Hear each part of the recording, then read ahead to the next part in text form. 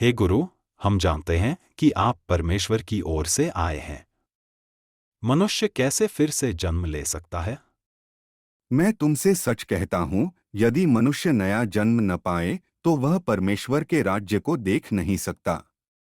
मैं तो पहले ही बूढ़ा हो चुका हूँ, फिर मैं कैसे नया जन्म ले सकता हूँ? देखने की कोशिश मत करो, भीतर आओ। जीवन देखने की वस्तु नहीं है, बल्कि उसमें जन्म लिया जाता है। नया जन्म नैतिक रूप से थोड़ा बेहतर हो जाना नहीं है। ये नया ज्ञान प्राप्त करना भी नहीं है।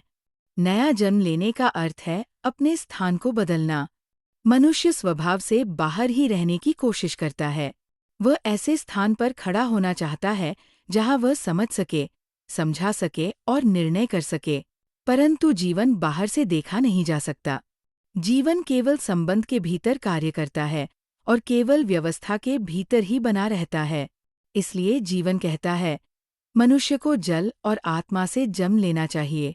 जल का अर्थ है उस स्थान का धुल जाना जहां मनुष्य बाहर खड़ा था, और आत्मा का अर्थ है भीतर प्रवेश करना, जहां जीवन जीवित होने और चलने लगता है। अर्थात नया जन्म निरीक्षक के स्थान को छोड़ देना और स्वयं जीवन के भीतर प्रवेश करना है, और यह मूल के भीतर प्रवेश करना भी है। ये स्वीकार करना कि मैं केंद्र नहीं हूँ, और यह चुनना कि मैं स्वयं को उस स्रोत के भीतर रखूं जिसने मुझे जन्म दिया, उस व्यवस्था के भीतर जो मुझे जीवित रखती है। अर्थात नया जन्म कोई नई चीज जोड़ना नहीं है, बल्कि उस स्थान पर लौटना है जहां प्रारंभ से ही होना चाहिए था। नया जन्म दूर नहीं है। जब मनुष्य देखने की कोशिश करना छोड़ देता है और भीतर एक कदम रखता है, तब वो पहले से ही शुरू हो चुका होता है।